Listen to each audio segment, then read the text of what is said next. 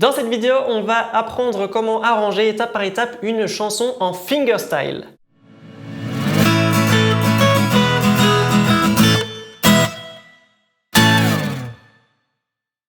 Salut à tous, c'est Robin Maïs. Pour illustrer les étapes, je vais me servir de la chanson Jour 1 de Louane qui a fait buzz il y a quelques années. Pourquoi cette musique? Parce que je l'ai entendue récemment en version parodique du confinement. Aussi, la mélodie et les harmonies sont assez simples pour réaliser un arrangement assez facilement. La première étape est de découvrir dans quel contexte se trouve la musique et de trouver la mélodie. Par contexte, je parle par exemple de la tonalité du morceau qui nous indiquera quelle note de la gamme on utilisera, s'il y aura des altérations ou non, etc. S'il s'agit d'une tonalité compliquée pour la guitare, par exemple avec l'utilisation de quelques bémols ou bien beaucoup de dièses, deux possibilités s'offrent à vous pour faciliter l'arrangement de la musique. Utilisez un capodastre afin de transposer l'instrument et qu'il s'adapte plus facilement à la musique, ou bien utiliser un programme qui permet de transposer l'audio, la musique, directement.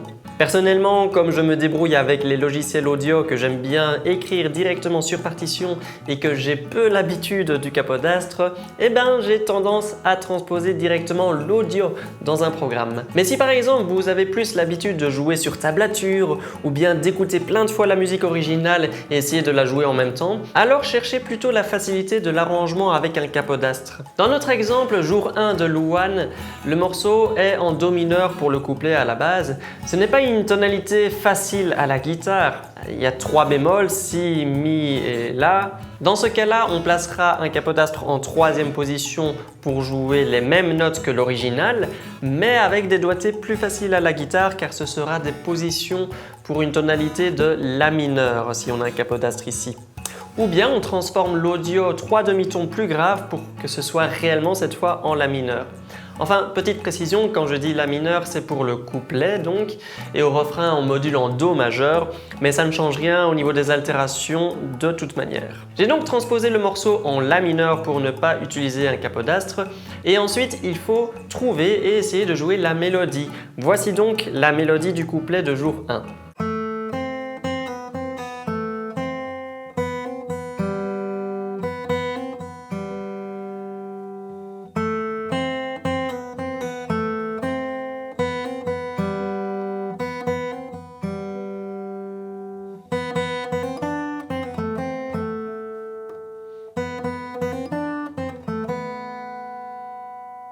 La deuxième étape sera de trouver l'harmonie, les accords qu'il y a derrière cette mélodie. Une fois trouvé, ne jouez pas les accords, mais plutôt les basses des accords en même temps que la mélodie. Attention que parfois on a des renversements d'accords, ce qui veut dire que la basse ne sera pas forcément la note fondamentale de l'harmonie. Dans le cas de Jour 1, on a des accords de La mineur, Mi mineur et vers la fin un petit peu de Sol majeur et de Mi majeur. Je vous joue donc la mélodie plus basse qui conclut la deuxième étape. Alors dans l'exemple ici, je vais placer une basse sur tous les premiers et 3e temps, ce qui correspond à des temps forts en 4/4.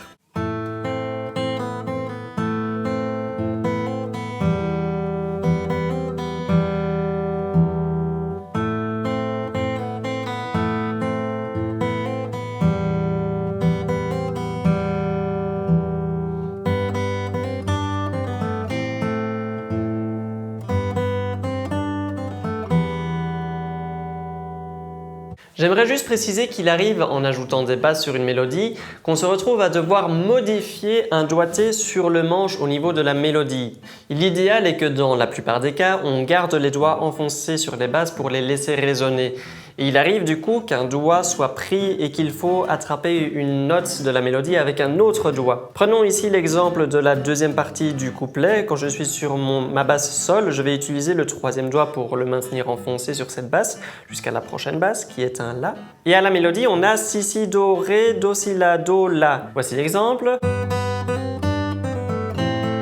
Vous voyez que je dois atteindre mon 4e doigt pour atteindre le Ré de la 2e corde pour garder la basse Sol enfoncée. Alors qu'avant, quand je jouais la mélodie sans basse, il est fort probable que j'utilisais plutôt le 3e doigt. La 3e étape consistera à ajouter les doigtés sur le manche des positions d'accords complets. Et cette fois, sur les 2e et 4e temps, on grattera vers le bas avec le dos des ongles les cordes entre les basses et la mélodie, tout en faisant ressortir la mélodie si possible. Éventuellement, on peut même ajouter une percussion sur les cordes qui accompagnent ce mouvement de gratte vers le bas. Pour ceux d'entre vous qui connaissent très bien les techniques percussives, vous pouvez aussi mettre un kick avec le poignet sur la table d'harmonie en même temps que les basses sur les premiers et troisièmes temps. Voici l'exemple.